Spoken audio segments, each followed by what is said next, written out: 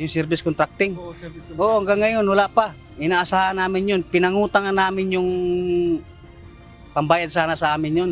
Pero ngayon, hindi pa kami nabayaran eh. Di ba sabi ng LTFRB ba yun? Bago kami nag-upisa, bayad na yung ganun. Eh, ba't ganun? Hanggang ngayon wala. Gutom, utang, abono at sakripisyo. Ito ang inabot ng public utility jeepney driver na si Juanito Velasco ng Quezon City sa pagsali niya sa service contracting program ng pamahalaan. Layo ng programa na bayaran ang bawat kilometrong biyahe ng Public Utility Vehicles o PUV sa mga piling ruta sa Metro Manila at iba pang lugar sa bansa. Isa itong uri ng ayuda sa sektor ng pampublikong transportasyon upang matiyak ang tuloy-tuloy na operasyon sa gitna ng mataas na presyo ng mga produktong petrolyo. Ngunit sa halip na tulong ang makuha ng mga tsuper at operators, patong-patong na problema ang kanilang tinitiis dahil hindi pa rin nababayaran ang serbisyo na kanilang ibinigay kahit isang buwan nang nagtapos ang implementasyon ng programa. Kasi ako, 10 araw ako eh. Pumapatak ng 250 ang isang balikan namin. Tapos makabalik kami ng mga 10. Mahigit 1,000 yun. Araw-araw, 10. Mga G's, 10,000 yun mahigit. Eh, wala eh. Paliwanag naman ng kanilang kooperatiba, pahigkalahati pa ng kabuuang bayarin sa kanila ang hindi pa naibibigay ng Land Transportation Franchising and Regulatory Board o LTFRB na siyang nagpatupad ng programa. Ayon kay Ruben Lopez Jr., Board of Director ng Katloy Panay Transport Cooperative, sa 20 araw na serbisyo nila ay 11 araw pa ang hindi nababayaran na umaabot ng nasa 250,000 pesos. Nag-complain na po doon yung chairman namin, yung treasurer namin. Unahin daw muna po nila bayaran yung iba bago daw po nila tignan yung problema para sa amin.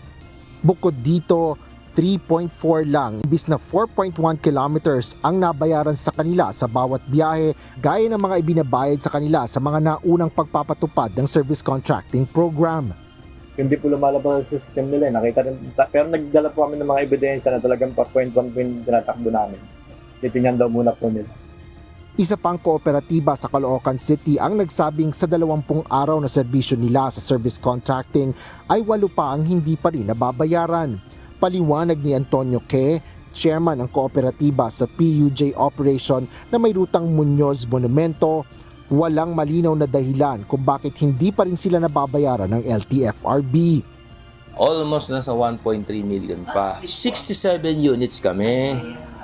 Oo, 67 units. So malaki-laki kasi ang payout sana sa amin kung all in all, kung yung 20 days, nasa 3 million din.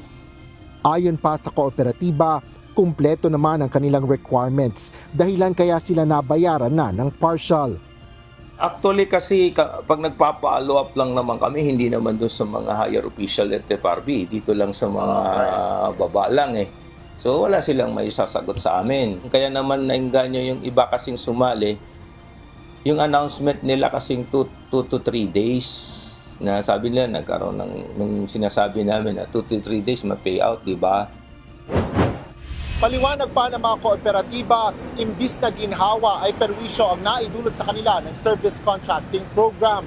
Sa gitna kasi ng mataas na presyo ng mga produktong petrolyo ay mas lalong lumiit ang kita ng mga tsuper. Bunsod na rin ang diskwento sa mga pasahero hatid ng programa. Kaya naman napilitan rin na magbawas sa mga operator ng arawang boundary habang naiipit naman ang mga kooperatiba sa paniningil sa LTFRB. Nakipag-ugnayan na rin ang UNTV News and Rescue sa LTFRB ngunit wala pa ring tugon ng ahensya kaugnay ng issue. Asher Cadapan Jr., UNTV News and Rescue. Diyos ang aming sandigan, serbisyo publiko ang aming pinahahalagahan.